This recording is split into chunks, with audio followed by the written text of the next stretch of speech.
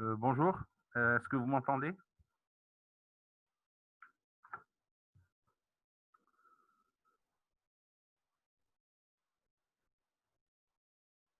Parfait, parfait.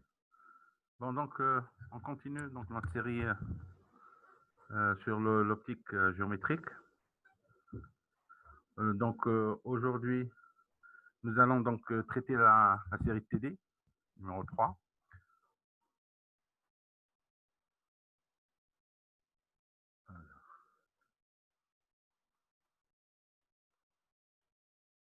Voilà, donc pour l'énigme que je vous ai donnée la dernière fois, donc je vous donne le corrigé. Donc, je rappelle rapidement de quoi il s'agissait. Donc, on avait une ville A, une ville B, un chemin de fer, on devait construire une gare. Bon, les gens de la ville A veulent que la gare soit de leur côté, mais on aura un problème avec la ville B qui veut aussi la même chose. Donc la question, c'est le maire, il doit trouver une manière logique de convaincre ces gens de construire la gare à un endroit particulier. Donc bien sûr, le principe, c'était il faut dépenser moins, c'est logique, hein. On a envie que la longueur totale des deux routes soit la plus petite possible. Donc, ça pouvait convaincre tout le monde. Maintenant, où faut-il placer la gare? Donc, je vous ai donné un indice, hein, c'était de suivre la lumière.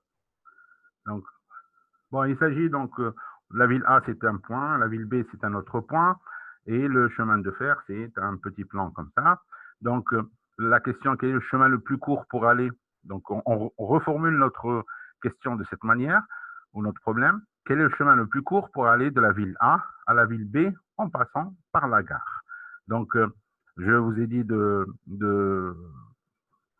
comme indice, c'était la lumière. Donc, que ferait la lumière si elle devait aller d'un point A à un point B en passant par un point G?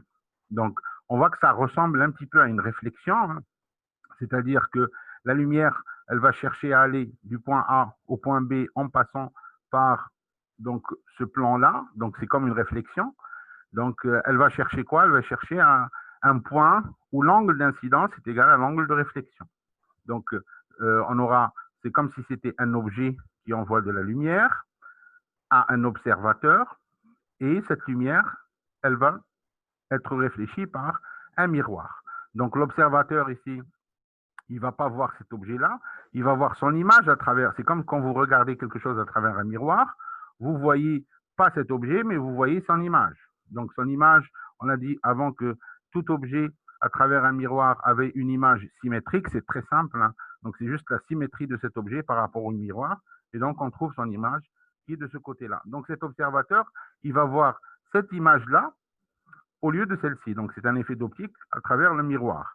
Donc, cette ligne, c'est la ligne qui joint les faisceaux lumineux qui, entre guillemets, viennent de cet objet, de cette image qui est de ce côté-là. Donc, qu'est-ce qui va se passer? Donc, l'objet, il va envoyer de la lumière et elle va se réfléchir et l'observateur va voir. Donc, à cet endroit-là, vous avez le point de réflexion. Et il vous assure automatiquement que l'angle I est égal à l'angle I', et donc ce point-là, ça sera la position de la gare. C'est le plus court chemin. Alors, pourquoi on dit le plus court et pas le plus rapide? Parce que ici, c'est la même chose. Vous êtes dans le même milieu. On ne change pas de milieu. Donc, c'est sûr que la lumière choisit le chemin le plus rapide. Mais comme nous sommes dans le même milieu, ça sera aussi le chemin le plus court. Et donc, pour optimiser, si vous voulez, les dépenses et les diminuer au maximum, ben, il faudra suivre la lumière. Donc, vous voyez, c'est un cas qu'on peut régler en suivant la lumière. Voilà, donc on entame donc notre série d'exercices, exercice 1. Alors, qu'est-ce qu'il vous dit? Il vous dit un fin pinceau lumineux arrive sur un dioptre plan séparant l'eau et l'air. Donc, vous avez ici deux milieux séparés par l'eau et l'air. On ne vous dit pas quel est l'eau et quel est le milieu qui est eau, quel est le milieu qui est l'air. Donc, on vous dit juste que ce plan-là sépare l'air de l'eau. Et on vous donne l'indice de l'eau, c'est 1,33. On représente les rayons observés. Donc, on vous donne un ensemble de faisceaux, 1, 2, 3, mais on ne vous dit pas qui est qui. Alors, la première question, c'est identifier les différents rayons incidents, réfléchis et réfractés. Deuxième question, indiquer le sens de propagation de la lumière. Troisième, dans quelle zone se trouve l'eau? Et quatrième, calculer l'angle limite de réfraction ou l'angle de réfraction limite, c'est la même chose, comme on l'a vu, lambda. Et dans quel milieu se trouve-t-il? Alors, on commence donc par la première question. Identifier les différents rayons incidents, réfléchis et réfractés. Donc, on doit dire quel est le rayon incident, quel est le rayon réfléchi et quel est le rayon réfracté. Alors, d'après les lois de la réflexion et de la réfraction, donc les faisceaux 1 et 2 sont automatiquement les faisceaux incidents et réfléchis, puisqu'ils sont dans le même milieu. Donc, n'oubliez pas que quand on a fait les lois de Descartes, on avait un faisceau incident et réfléchi qui étaient dans le même milieu. Donc, ces deux faisceaux-là doivent être, l'un d'eux doit être le rayon réfléchi et l'autre le rayon incident. Donc, ces deux faisceaux sont toujours dans un même milieu et de part et d'autre de la normale. Donc là, on est tranquille. Donc, tout de suite, on arrive à donner à identifier le faisceau 3 comme étant le faisceau réfracté. Donc, le faisceau 3 est automatiquement le faisceau réfracté. Donc, maintenant, il nous reste à répondre entre le faisceau 1 et 2, quel est le faisceau incident et quel est le faisceau réfracté. Alors, le principe, c'est quoi? C'est que, en général, nous avons, comme on a dit pour le faisceau incident et réfléchi, ils sont toujours dans le même milieu et de part et d'autre de la normale. Ça, c'est la normale. Ben, la même chose pour le faisceau incident et réfracté. Ben, le faisceau incident et réfracté sont de part et d'autre de la surface de séparation, c'est-à-dire ils sont dans des milieux différents, et aussi ils sont de part et d'autre de la normale. Donc ça veut dire qu'on ne peut pas avoir le faisceau 2 comme étant le faisceau réfracté, puisque c'est vrai qu'il est de part et d'autre du dioptre, donc ils sont dans des milieux différents, mais ils ne sont pas de part et d'autre de la normale. Donc ça veut dire que le faisceau 1, c'est le faisceau incident, et le faisceau 2, c'est le faisceau réfléchi. Réfléchi, exactement. Donc, ça, c'est le faisceau incident. Et le faisceau 2, c'est le faisceau... pardon, je me suis trompé. Donc, ici, le deuxième, c'est un copier-coller que je n'ai pas corrigé. Donc, le 1, c'est l'incident. Et le 2, normalement, c'est le réfléchi, hein, pas l'incident. Donc, le deuxième, c'est le réfléchi. Donc, voilà pour... pardon. Il y a aussi le sens de propagation. Ben, on a ici, donc, j'ai repris le même dessin, j'ai indiqué juste les angles d'incidence, les angles de réflexion et les angles de réfraction. Alors, le sens de propagation, ça sera simple, puisque ça, c'est l'incident, c'est lui qui envoie la lumière, elle se réfracte, elle se transmet dans le deuxième milieu, et elle, en même temps, elle se réfléchit et elle revient dans le même milieu. Donc, les faisceaux, si vous voulez, incidents, et réfléchi et réfracté envoie de la lumière de cette manière. Donc voilà le sens de propagation pour l'incident, sens de propagation pour le réfracté et sens de propagation pour le réfléchi. Alors deuxième question, on vous dit dans quelle zone se trouve l'eau. Donc ici, alors l'eau, on sait que les lois de Descartes, N1 sinus I est égal à N2 sinus R. Alors on remarque que l'angle I est plus grand que l'angle R. Et là où l'angle est grand, l'indice est petit. Ça s'inverse, puisque N1 sinus I doit être égal à N2 sinus R. Si l'indice est grand, l'angle doit être petit. L'indice est petit, l'angle doit être grand. Donc là où l'indice est grand, l'angle est petit. Et donc l'angle petit, il est dans le milieu B. Donc on en déduit que l'indice N2 est plus grand que l'indice N1. Donc sachant que I est plus grand que R, donc l'indice ici doit être plus petit que dans le deuxième. Alors juste important pour les notations. Alors quand je dis N1 et N2, qu'est-ce que ça veut dire? C'est pas n'importe quel 1 et n'importe quel 2. Le 1 signifie toujours le premier milieu, là où la lumière est incidente. Donc comme ici, le milieu A, son indice, je vais l'appeler N1. Et le milieu 2, c'est toujours le milieu où la lumière va sortir, comme ici. Elle va être incidente dans 1 et émerger dans 2. Donc 1, c'est toujours pour moi le premier milieu et 2, c'est toujours le deuxième milieu. Donc je passe de l'air vers l'eau. Donc le premier milieu, c'est N1, c'est l'air, et le deuxième milieu, N2, c'est l'eau. Donc petit angle, grand indice, et automatiquement, donc l'indice de l'eau doit être ici. Donc l'eau constitue le milieu B, elle est de ce côté-là, c'est N2, et l'air, il est dans le milieu A. Alors, voilà, donc l'air c'est ici et l'eau c'est là. Donc, autre question, calculer l'angle limite de réfraction. Donc, l'angle limite de réfraction, sa formule, elle est toute simple.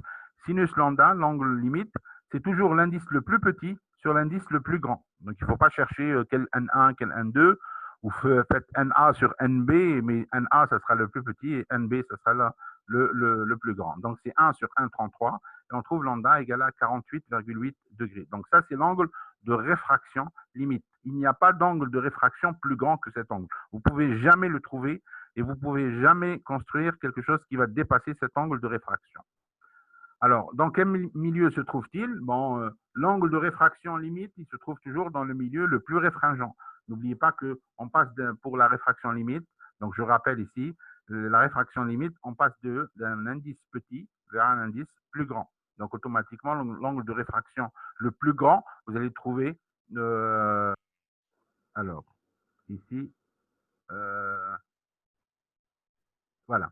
Donc, l'angle de réfraction limite, vous allez le trouver dans le milieu le plus réfringent, donc dans N2, hein, d'accord? Alors, il va se trouver dans l'eau, puisque vous passez d'un milieu moins réfringent vers un milieu plus réfringent, de N1 petit vers N2 grand. Donc, vous allez trouver cet angle-là. Alors, cet angle de réfraction limite, il correspond à quel angle? Il correspond à un angle d'incidence de 90, c'est-à-dire lorsque I est la valeur la plus grande, c'est 90, R, étant donné qu'on passe vers un milieu d'indice plus grand, donc il doit être toujours plus petit que I, et donc vous allez avoir la valeur limite, ça sera lambda. Donc les conditions, si on vous dit quand est-ce qu'on peut avoir de réfraction limite, ben vous dites il faut d'abord passer d'un milieu moins réfringent vers un milieu plus réfringent, et il faut que l'angle d'incidence soit égal à 90. Si on a ces deux conditions, on aura une réfraction limite. R égale l'angle de réfraction est égal à la valeur la plus grande, lambda, et lambda, je le trouve avec cette formule, sinus lambda égale à N1 sur N2. Voilà donc pour... alors, voilà. Donc, voilà pour cet exercice 1. On passe maintenant à l'exercice 2. Alors, on vous donne cette figure, soit la situation décrite par la figure ci-contre. Donc, vous avez un faisceau incident à 50 degrés. Vous avez votre normal, deux milieux, l'air, et vous avez un milieu d'indice 1,43. Où la lumière va se réfracter. Alors, première question, quelle doit être la valeur de l'angle de réfraction? Donc, quel est l'angle R avec lequel le faisceau va se propager dans le milieu 2? Donc, on va y répondre. Alors, quelle doit être la valeur de l'angle de réfraction? Donc, on applique la troisième loi de Snell-Descartes. Hein. Donc, N1 sinus I est égal à N2 sinus R. Donc, vous connaissez N1, c'est le premier milieu, donc c'est 1, 1,00. Là, vous voyez qu'on tient compte des chiffres significatifs. Hein, donc, ça veut dire que c'est trois chiffres significatifs. Normalement, je devrais écrire 1,00. Alors, deuxième milieu, c'est N2, 1,43. Et l'angle d'incidence, c'est 50 degrés. Donc, on trouve R, quand on fait le calcul, donc on a trois valeurs qu'on connaît. La seule valeur qu'on ne connaît pas, l'inconnue, c'est R. Bon, on tire R égale à 32,4 degrés. Donc, le faisceau va se réfracter ici avec 32,4 degrés.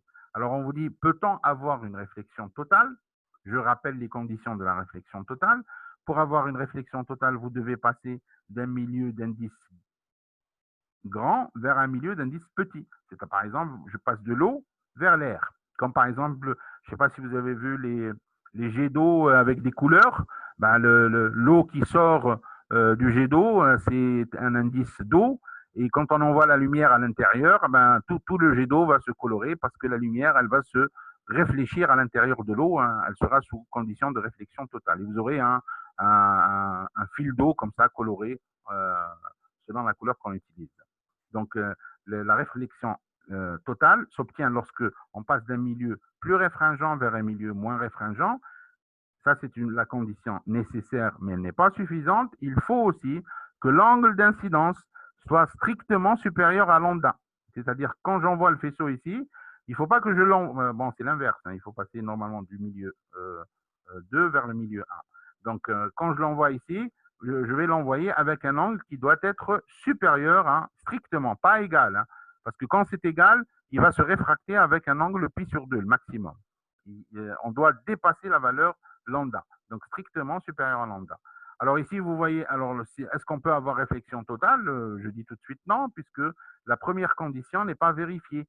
Normalement, la réflexion totale, c'est lorsqu'on passe d'un milieu d'indice grand vers un milieu d'indice petit. Alors qu'ici, on passe de l'air vers un milieu d'indice 1,43. Donc, je ne peux pas avoir de réflexion totale ici. Par contre, si je devais envoyer un faisceau dans le milieu 2 et il sort dans le milieu R, oui, là, je pourrais avoir de réflexion totale. Mais dans ce cas, la réponse est non. On ne peut pas avoir de réflexion totale. Alors, ce Word, je ne sais pas, 2000, il est tellement ancien qu'il me fait des trucs bizarres. Voilà. Alors, soit un prisme, exercice 3, donc soit un prisme d'indice 1,52, donc ça c'est l'indice du prisme, et d'angle au sommet, c'est l'angle A ici qui est égal à 60 degrés. On envoie un faisceau, un rayon lumineux incident à 30 degrés sur la première face. Alors la première question, on vous dit tracer le trajet du rayon lumineux traversant le prisme. Donc on doit tracer comment va se réfracter le prisme. Donc on aura une première réfraction ici, et après on aura une deuxième réfraction là, et il va sortir de l'autre côté. Donc tracer le rayon lumineux. Alors, bon, il y a des problèmes avec ce Word, hein, donc je suis désolé. Il m'affiche des choses avant que je ne le demande. Alors, donc voilà donc le faisceau incident. Donc, il va y avoir une première réfraction ici, mais on passe d'un milieu N1 dans l'air vers le vert. Donc, on passe d'un milieu d'indice grand, petit, pardon, vers un milieu d'indice grand. Donc, l'angle ici, ils vont être inversés. L'angle est grand dans le petit indice et l'angle sera petit dans le grand indice. Donc, le faisceau de réfracté, il va être avec un angle de réfraction R plus petit que l'angle d'incidence I. Donc, on aura ce faisceau-là. Après, on va avoir une deuxième réfraction ici. Donc, la deuxième réfraction, j'arrive avec un angle d'incidence qu'on appelle R'. Je vous l'ai dit tout à l'heure, c'est R', c'est pas réfraction, c'est juste pour avoir des formules qui sont symétriques, faciles à apprendre. Mais ce R', ça, le R, c'est un vrai angle de réfraction, mais R', c'est un angle d'incidence, malgré qu'on l'appelle R'. Donc, il ne faut pas que ça vous étonne, c'est juste pour avoir des formules symétriques. Alors, la deuxième réfraction, donc, j'arrive ici avec un angle R', mais là, je passe d'un milieu plus réfringent vers un milieu moins réfringent. Donc, comme l'indice ici, à la sortie, il est petit, l'angle à la sortie, il va être plus grand que R. Donc, à la sortie, le faisceau va s'écarter encore plus que l'angle R. Donc, I' est plus grand que R. Donc, voilà comment traverse un faisceau lumineux incident I ce prisme-là. Alors, deuxième question. Alors, normalement, l'affichage ici, il se fait pas à pas. Mais bon, là, ça s'affiche directement. Je suis désolé. Donc, je vous donne tout en bloc au lieu de le donner doucement. Alors, on nous demande de calculer l'angle d'émergence. L'angle d'émergence, c'est l'angle à la sortie. C'est-à-dire, il entre avec un angle I et il va sortir avec I'. Ce I'-là, on appelle l'angle d'émergence. Alors, on applique les lois de Descartes. Hein. Donc, qu'est-ce que c'est? On connaît I, on connaît N1, on connaît N2. Et ben, on va faire la chaîne, si vous voulez. Hein. On va trouver de I, on va trouver R. De R, on va trouver R'. Et de R', on va trouver I'. Donc, on commence par le premier. N1 sinus I égale N2 sinus R. Le prisme est dans l'air, donc N1, c'est 1. Le prisme d'indice, c'est 1,52. Et l'angle d'incidence, c'est 30. Donc, le calcul nous donne R égale à 19,2 degrés. Donc, cet angle-là, c'est 19,2 degrés. Maintenant, le calcul de R'. Alors, on a R plus R' qui est égal à A. Donc, ça, c'est la deuxième formule. Hein. Donc, comme on connaît A et on vient de calculer R, bon, on peut tirer R' égale à, donc c'est juste une différence, hein, 60 moins 19,2, on trouve 40,8 degrés. Donc, l'angle R', c'est 40,8 degrés. Maintenant, on passe à la deuxième réfraction. Donc, N1 sinus, normalement, la formule, c'est N sinus I égale à N sinus R. Alors ici, il y a une petite erreur.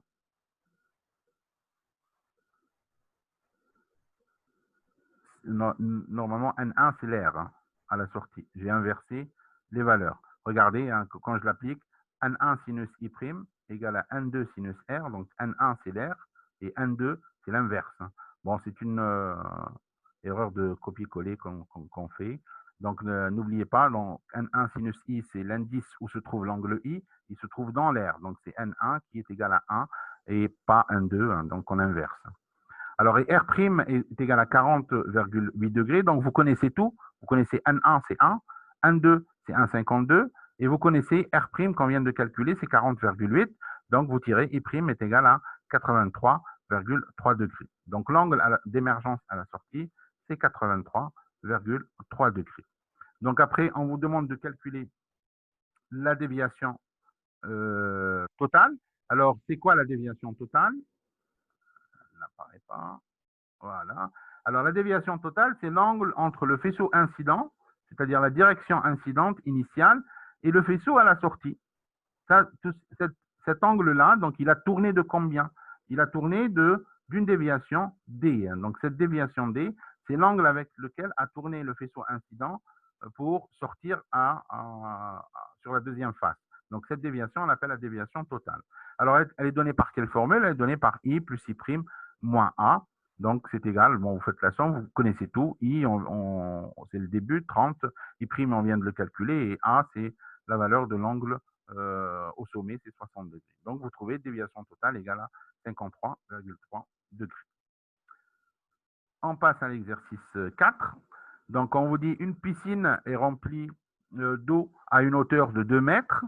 Alors, quelle est la profondeur apparente de la piscine pour un observateur? Donc, en général, quand on regarde le fond d'une piscine, il ne semble pas être à la hauteur, ça nous semble toujours plus près. Donc, on va essayer de trouver ceci. Donc, voilà donc la piscine, un observateur. Ça, c'est la surface de l'eau. Donc, cette hauteur, c'est 2 mètres. Et on cherche, si l'observateur regarde le fond de la piscine, à quelle hauteur ça va lui paraître. Donc, c'est un effet d'optique. À chaque fois que vous regardez quelque chose à travers un système optique, vous avez une illusion parce que vous ne regardez pas l'objet, mais vous regardez son image à travers le système optique. Quand vous regardez quelque chose directement, un arbre ou tout ça, vous regardez l'objet directement. Mais quand vous mettez entre vous une loupe ou un télescope ou ce que vous voulez, un microscope, vous ne regardez pas l'objet, mais vous regardez son image à travers cet instrument-là. Alors, le fond de la piscine donc, est l'objet A, bon, puisque l'observateur regarde la piscine, donc ce qui envoie la lumière, c'est le fond de la piscine pour arriver à l'observateur. Donc, le fond de la piscine, il envoie de la lumière. Alors, cette lumière, quand elle sort, elle ne sort pas directement, elle n'arrive pas directement à l'observateur, puisque entre eux, il y a une surface de séparation entre l'eau et l'air. Et donc, ici, vous allez avoir une réfraction. Donc, le faisceau envoyé par le fond de la piscine va être dévié d'un certain angle. Et donc, cet angle avec lequel va dévier le dioptre plan, il va dévier la lumière, et ben, il va donner une illusion d'optique que l'observateur, au lieu de regarder l'objet au fond, ben, comme il le regarde à travers un dioptre, donc un système optique, donc automatiquement, cette lumière qui est déviée comme ceci, ben, il va croire que le fond de la piscine, il se trouve en A', puisque la lumière, pour lui, elle vient de A'. Donc, on dit que c'est ce qu'on appelle donc un effet d'optique. Hein, donc, ça, c'est le fond apparent à travers ce système-là. Donc, cette lumière traverse le plan d'eau pour arriver à l'observateur. Ce plan d'eau, donc, c'est un dioptre plan eau-air. Donc, la lumière traverse l'eau et puis l'air. Et donc, l'observateur ne voit pas directement l'objet. Il voit cet objet à travers un système optique. Et donc, il voit son image et non pas cet objet directement. Donc, l'observateur voit l'image du fond de la piscine A' à travers le plan d'eau. Donc, ce qu'il nous faut faire, c'est trouver quelle est l'image de l'objet A à travers notre système optique, c'est-à-dire ce dioptre plan NO, où on passe de l'eau vers l'air. Donc, on applique, si vous voulez, les formules. Hein. Donc, N1, alors la formule du dioptre plan, N1 sur P, c'est-à-dire N1 toujours le premier milieu, là où se propagent les faisceaux incidents qui partent de l'objet. Donc, ici, c'est dans l'eau. Et sur P, P, c'est la position de l'objet, donc c'est la position du fond par rapport au système, donc c'est cette distance-là, P. Égale à N2. N2, c'est là où sort la lumière, elle sort dans l'air, deuxième milieu, divisé par Q, la position de l'image, c'est la position de A'. Nous, on cherche ce Q-là. Donc ça, c'est un dessin, c'est tout, mais il ne vous donne pas la position exacte de A'. Mais le calcul, il peut vous la donner. Donc, elle devient comment cette formule? Bon, au lieu d'écrire N1 sur P, N1 c'est l'indice de l'eau, c'est le premier milieu, et N2 c'est l'indice de l'air, c'est le deuxième milieu.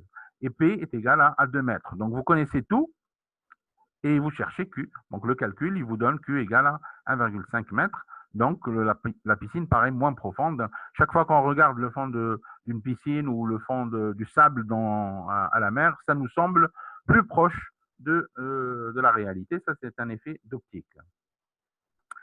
Alors, dernier exercice, soit une lame à face parallèle d'épaisseur E égale à 10 cm. Donc, vous avez ici une lame qui a une épaisseur de 10 cm, d'indice 1,5, et dont l'une des faces est argentée. Donc, c'est comme le miroir de la salle de bain, hein, exactement. Donc, vous avez du verre, et derrière, vous avez une surface argentée. C'est comme un miroir. Donc, ça, c'est un miroir. L'une des faces est argentée. Attention, ne dites pas tout ça, c'est un miroir. C'est un miroir au sens commercial du terme, hein, c'est-à-dire c'est une lame de verre et derrière, c'est une couche argentée. Mais du point de vue optique, le miroir, c'est juste ça. C'est la surface qui réfléchit. D'accord? Ça, c'est un dioptre. D'accord? Donc, le nom commercial générique, on dit c'est un miroir. Si on s'intéresse à l'optique, attention, un miroir, c'est une surface plane, miroir plan, surface plane et qui est réfléchissante. Alors, on place un objet AB à 50 cm de cette lame. On vous demande de trouver la position et la nature de l'image A'B' donnée par ce système optique. Alors, trouver la position et la nature de l'image A'B' donnée par ce système optique. Donc ici, on a l'objet AB et ici, on a notre système optique. Alors ici, c'est un système optique qui est composé. Il n'est pas simple. Ce n'est pas comme tout à l'heure la surface de l'eau d'une piscine, c'est un seul système, c'est un dioptre. Il se passe une seule chose, une réfraction. Ici, vous avez plusieurs systèmes. Donc, ce n'est pas un système simple, c'est un système, on dit composé. Il contient plusieurs systèmes ou sous-systèmes. Donc, pour travailler ce genre de choses-là, il faut toujours, et c'est valable partout, hein, chaque fois qu'on essaie de travailler, que ce soit les lentilles, les loupes, microscopes, tout ça, il faut voir quel est le nombre de systèmes que nous avons. Donc, vous devez trouver le nombre de systèmes et les identifier. Alors, pour le faire, c'est très facile. Il suffit de suivre la lumière. Cette lumière-là, elle va partir, par exemple, de A, et à chaque fois qu'il y a quelque chose, par exemple une réflexion ou une réfraction, une déviation, il y a un système optique à cet endroit. Tant qu'il n'y a rien, il n'y a rien du tout. Par exemple, la lumière, quand elle part de A,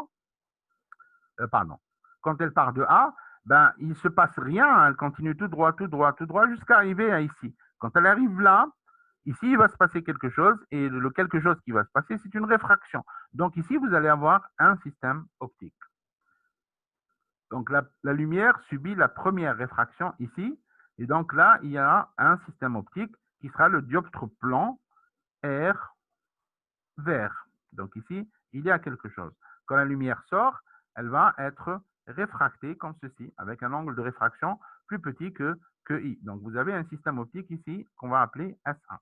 Après, la lumière, quand elle continue, elle arrive là. Donc d'ici, il n'y a rien, il n'y a rien, il n'y a rien. Quand elle arrive à ce point-là, ben, il va se passer un phénomène qui est le phénomène de réflexion. La lumière se réfléchit. Donc automatiquement, vous avez un système optique ici parce qu'il y a une réflexion sur cette surface-là. Et donc, ce système-là, le deuxième ici, ça sera, je vais l'appeler le miroir S2. C'est un miroir. Donc, la lumière se réfléchit.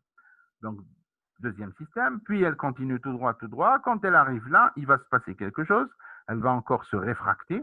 Et donc, vous allez avoir une deuxième réfraction. Et donc, ça sera notre troisième système optique. Et après, quand la lumière, elle sort tout droit. Il ne se passe plus rien après. Donc, vous avez uniquement trois systèmes. Premier ici, deuxième là et troisième là. Et donc, nous, on va essayer de trouver. Alors, notre objet A, c'est celui-là. Notre image finale, c'est A'. Tout ça, c'est notre système optique. Mais on l'a décomposé pour pouvoir travailler. Donc, on a le premier système optique ici, c'est R vert, dioptre plan. Après, vous avez notre deuxième système optique, c'est le miroir ici. Et le troisième système optique, c'est le dioptre. Maintenant, on passe du vert vers l'air. Attention, ce n'est pas le même dioptre. Quand vous passez comme ceci, c'est le même dioptre, mais du point de vue optique, quand vous passez de l'air vers le vert, ce n'est pas la même chose que quand vous passez du vert vers l'air. Donc, ça, c'est NR, N vert, et ça, c'est N vert, NR. Et quand vous avez trouvé A', vous avez trouvé l'image définitive. Donc, on va commencer par la première étape, c'est-à-dire le système S1. Voilà, il recommence à me donner tout. Alors, première réfraction, il me coupe même, enfin. Alors, première réfraction, on cherche l'image de A à travers le premier système S1, qui est NR, N vert. Et on va trouver la première image intermédiaire A1. Alors, on applique la formule directement. N1 sur P est égal à N2 sur Q, mais N1, c'est ici, c'est l'air, et N2, c'est le vert. Et en général, on vous donne toujours tout, sauf une chose, et ce sera elle qu'il faudra calculer. Donc, vous avez NR égal à 1, N vert égal à 1,52, et P est égal à 50 cm, donc vous avez 1,5, pardon. Donc, l'objet A se trouve à P égal à 50. L'indice de l'air, c'est 1, l'indice du vert, c'est 1,5, donc je peux calculer la position Q. Donc, la position Q, je peux la calculer. Donc, ça, c'est P, il se trouve à 50 cm. Et la position de l'image, elle va se trouver à 1, elle va se trouver à 75 cm. Maintenant, quand on fait le calcul, on trouve 75 cm, mais on peut se poser la question, est-ce que c'est 75 cm du dioptre? Le 0, si vous voulez, c'est toujours le système, hein, c'est l'origine. Donc, quand on dit 50 cm, c'est la distance de A avec le système. Et quand on dit 75, c'est la distance de l'image entre l'image et le système. Alors, on peut juste se poser cette question, pourquoi de ce côté-là et pas de l'autre côté?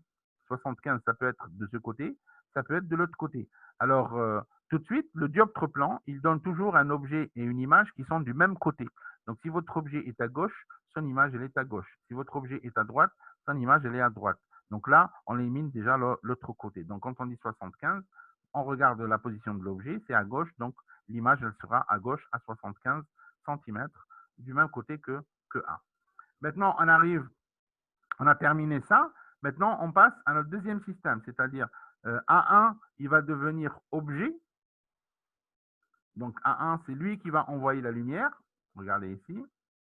Si vous regardez, vous placez votre œil là, ben, la lumière, elle vient de A1. C'est lui maintenant qui envoie la lumière sur le deuxième système, le miroir, et donc ça sera lui l'objet. Donc on aura A1, c'est l'objet, il envoie la lumière sur le miroir et on va trouver son image A2. D'accord? Alors pour un miroir, c'est très simple, il n'y a pas de calcul, il suffit de faire le symétrique. Donc d'abord, on doit trouver la distance entre A1 et le miroir. Ben, A1, il est là, il se trouve à 75 cm du dioptre, mais comme cette distance-là, c'est 10 cm, l'épaisseur de la lame, donc la distance entre l'objet et le système, ce sera 85 cm. Donc ça, c'est, si vous voulez, la nouvelle position de l'objet. A1, c'est un objet pour le miroir, il se trouve à 85 cm. Alors son image, c'est très simple, elle se trouvera à 85 cm de l'autre côté, puisqu'on a dit qu'un miroir donne un objet et une image qui sont toujours symétriques par rapport au miroir, donc qui sont de part et d'autre à la même distance. Donc il n'y a pas de calcul à faire pour le miroir. Donc il se trouve à 85 de l'autre côté. Voilà, donc voilà la position de A2. Elle se trouve à 85 cm de ce miroir symétrique de A1. Donc A1, A2, sans symétrique, ça c'est la même distance, 85-85 du miroir. Maintenant, deuxième et dernière réfraction. Donc maintenant, c'est A2 qui envoie la lumière. Donc si on regarde ici, sur ce dioptre-là, ben, la lumière, elle semble venir de A2. C'est lui l'objet. Donc A2, il va envoyer de la lumière sur le dioptre vers R et il va nous donner notre image définitive A'. Donc on applique la formule bêtement. N1 sur P est égal à N2 sur Q. Bon, ici, la position de A2, je l'ai appelée P2. Hein, et la position dernière, ici, je l'ai appelée Q2. Maintenant, le milieu N1 et N2, ben, N1, c'est le vert. On se déplace du vert vers l'air. Donc, ça, c'est le vert. Et N2, ça sera l'air. Bon, vous avez tout. La position P2, c'est 85 tout à l'heure par rapport au miroir. On doit lui rajouter 10 pour trouver la distance entre A2 et notre nouveau système. Donc, toujours, à chaque fois que vous travaillez un système optique, vous avez une nouvelle origine. Toutes les distances sont toujours par rapport au système optique. Donc, maintenant, les 85, on leur ajoute 10 cm pour avoir la distance. Donc, ce sera 95 cm du dioptre. Donc, P2, c'est 95. vous avez les indices, on trouve Q2 égale à la dernière image, elle se trouvera à 63. Donc ça, c'est 95, c'est la distance entre l'objet et notre dernier système. Et l'image définitive, quand vous faites le calcul, vous trouvez 63,3 cm, donc à 63,3 cm de notre dioptre plan. Donc, maintenant, concernant la nature de l'image, donc on a trouvé la position. Concernant la nature de l'image, on a vu avant dans la virtualité et la réalité de l'image et de l'objet que pour savoir si votre image est réelle ou virtuelle, il faut toujours connaître la phase de sortie, par où sort la lumière. Et ici, quand vous regardez votre système optique, tout votre système optique, la lumière, elle sort par où? Elle sort par cette surface-là, et elle sort dans ce sens. Donc, après cette surface, vous allez avoir une image réelle. Avant, vous allez avoir une image virtuelle. Et comme votre image que vous avez trouvée, elle se trouve avant la sortie elle est de ce côté, bah, si vous êtes avant la sortie, votre image elle sera automatiquement virtuelle. Donc, il faut juste, pour l'objet, on cherche la phase d'entrée, comme ici, par exemple, la lumière entre par où? Elle entre par cette surface. Avant l'entrée, l'objet, il est réel. Après l'entrée, l'objet, il est virtuel. Pour l'image, on s'intéresse à la phase de sortie. En général, l'image, c'est les faisceaux qui sortent. Donc, après la sortie, il faut toujours savoir comment sort la lumière et par où. Elle sort par cette surface et dans ce sens. Après, elle est réelle. Avant, elle est virtuelle. Et donc, A', c'est une image virtuelle. Donc, l'image se trouve avant la sortie, donc elle est virtuelle. Maintenant, quel est son grandissement? Est-ce qu'elle va être plus grande, plus petite, droite ou renversée, c'est-à-dire dans le même sens ou pas? Bon, tous ces systèmes-là sont des systèmes simples. Le grandissement, c'est toujours 1 pour le dioptre plan et pour le miroir. Et pour l'orientation, ce sera la même chose. Quand vous regardez, par exemple, un arbre à travers un miroir, vous n'allez pas le voir renversé. Il sera toujours droit, dans le même sens, une bougie. Donc, il n'y a pas de renversement, si vous voulez, de l'image. Quand vous regardez quelque chose à travers une vitre, vous ne voyez jamais une voiture inversée ou un piéton qui marche inversé. Donc, c'est toujours la même orientation. Donc, les dioptres plans et les miroirs, donc, ils ont un grandissement qui est égal à plus 1. Et donc, on dit que l'image, elle est droite et pas renversée. Alors, en définitive, donc, on peut résumer ce qu'on a trouvé. Donc, l'image A'B' de AB à travers la lame, elle est virtuelle droite. Donc, elle est virtuelle parce qu'elle se trouve à la sortie. Elle est droite parce que tous les systèmes ici en gamma égale à plus 1, le grandissement c'est 1. Il n'y a que les lentilles qui vont agrandir avec des valeurs positives ou négatives, ou tout ce qui a une courbure. Tout ce qui n'a pas de courbure, généralement, il n'agrandit pas, et c'est la même hauteur. Elle se trouve à 63,3 cm derrière la surface argentée, donc de ce côté-là. Voilà, donc ceci termine donc cette série de TD. Hein. Donc si vous avez quelques petites questions, je vous écoute. Hein. À vous la parole. Vous pouvez poser des questions soit sur autre chose. Hein. C'est juste pour interagir et pour éclaircir certains points. Alors, soit vous dites oui et j'attends. Si vous dites rien du tout, je suppose que vous n'avez pas de questions. Alors, est-ce que vous pouvez nous envoyer, oui, vous envoyez quoi? Des solutions? Alors, ce que je vais faire, c'est après la fin, puisqu'il nous reste encore une séance mardi, ça sera sur les lentilles, cours et TD. Après, j'essaierai de vous communiquer les solutions. D'accord? D'autres questions? Où on peut trouver les vidéos. J'essaierai de rien. J'essaierai de vous trouver une solution après. C'est-à-dire, je dois d'abord terminer parce que j'ai pas le temps un peu, parce que vous savez tous que moi, je travaille avec tableau noir et la craie. Et donc, pour faire des PPT, ça me prend du temps. Et donc, je n'ai pas le temps de penser à autre chose. Donc, quand je termine la séance de mardi, on peut se contacter par mail et tout ça. Et j'essaierai de vous trouver une solution pour ça.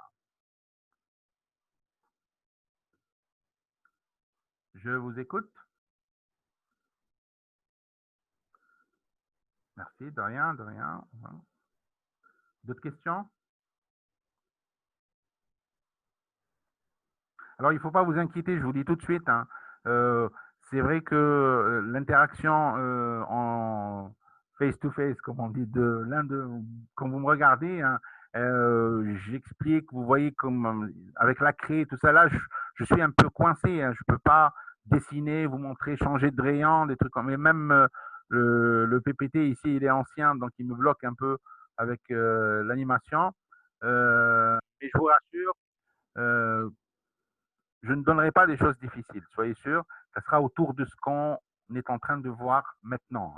Donc, il suffit de vous concentrer sur ce que je vous montre, je vous explique, et ça sera autour de ça. Donc, je ne vais pas m'écarter et trouver des choses différentes. Donc, il ne faut pas vous inquiéter. L'essentiel, c'est que vous puissiez comprendre un petit peu le concept de la chose. C'est-à-dire l'optique géométrique, c'est quoi? Quelles sont ses limites, par exemple, hein, donc quand est-ce que je peux l'appliquer, quand est-ce que je ne peux pas l'appliquer, elle me permet de faire quoi, qu'est-ce qu'un dioptre plan, des trucs simples, hein, vraiment simples, parce que quand on a une bonne base, on peut aller lire d'autres choses et approfondir, hein, d'accord? Donc il ne faut pas vous inquiéter. Alors, y a-t-il des enregistrements pour les réunions passées? Oui, je les ai. Je vous ai dit, ne vous inquiétez pas. Laissez-moi d'abord terminer l'autre séance de mardi et après, je vous trouverai une solution. Donc, ne vous inquiétez pas. Il y a les enregistrements. Mais comme les enregistrements sont, même avec leurs problèmes, donc il faudra éditer la vidéo et enlever les problèmes qu'il y a. Là, par exemple, la première séance, on a eu un problème avec la vidéo, elle ne fonctionnait pas. Donc, on ne va pas tout montrer. On va sectionner, enlever cette partie. Et comme ça, la vidéo, on montre que les choses pertinentes. D'accord, merci. Alors, exe 3A, c'est quoi A? A, c'est l'angle entre le. Alors, je reviens à.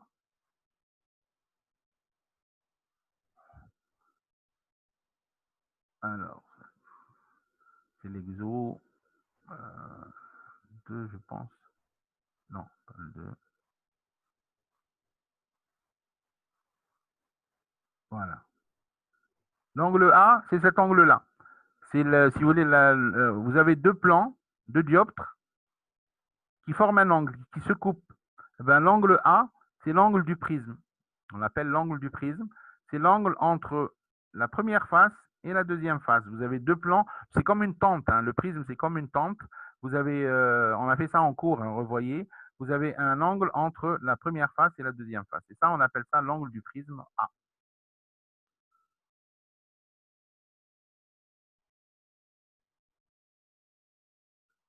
Plus de questions?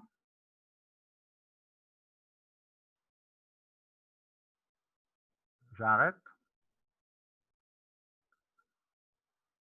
Alors, je vous dis donc à jeudi, pardon, c'est mardi, la prochaine et dernière vidéoconférence, ça sera le mardi. Donc, on se retrouve mardi pour les lentilles et pour le TD sur les lentilles. Voilà, je vous remercie pour votre attention et on se voit mardi. Au revoir. Pardon, il y a quelque chose. Est-ce que la date d'examen est fixée même si là, de retour, je n'ai pas compris. La date d'examen, on l'a fixée déjà avant dans le CP. Et si la date de retour est changée, quelle date de retour? J'ai pas compris date de retour. Normalement, on revient, je pense, le 23 ou le 16. J'ai oublié. Voilà, le 23 août. On revient le 23 août. Je pense que comme le CP, on a décidé, normalement, la date, elle devrait être fixée, hein. Il y a une semaine de différence. Et je ne pense pas qu'on puisse décaler parce qu'après, tout est lié, hein. Je ne pense pas, hein. Pourquoi? Parce que on doit, je pense, reprendre, ouvrir l'année universitaire suivante en novembre. Et donc, tout est lié. Donc, si on décale, on ne peut pas décaler d'une semaine en novembre. J'analyse ça comme ça, mais bon, ça reste mon analyse, hein. Je ne sais pas, mais normalement, ça devrait être la même date d'examen. Moi, à votre place, je la passerai. Hein, c'est pas une semaine près que je vais.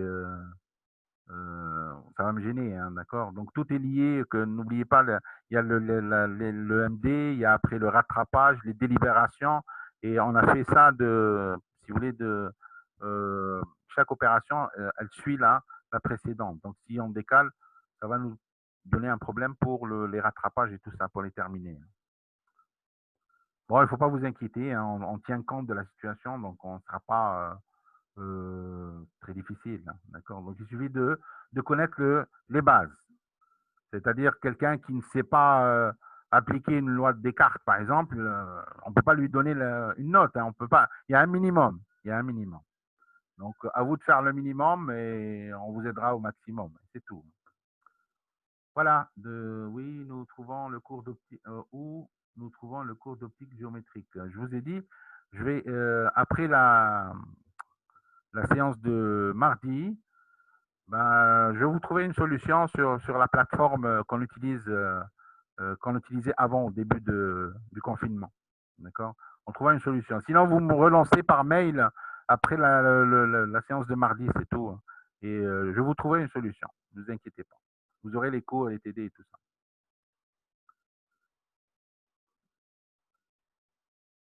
Plus de questions? Voilà, donc,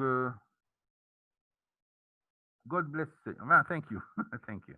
Euh, je vous remercie donc, et je vous souhaite bon courage pour la suite et à mardi. Au revoir.